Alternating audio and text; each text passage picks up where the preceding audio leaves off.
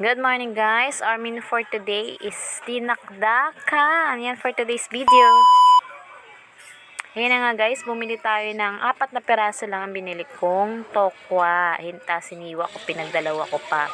Bumili rin ako ng kasim. Yan, tapos ipinirito ko na rin siya. Yan, after that, hiniwa-hiwa. Ganon din ang ginawa natin sa tokwa. Pinirito din lahat.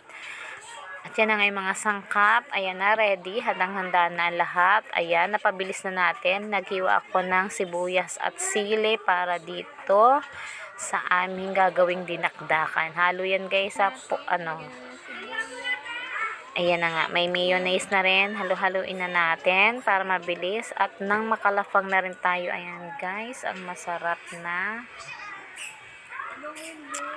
dinakdakan. Ayan, pampulutan lang yan. Naisip ko, feeling pulutan.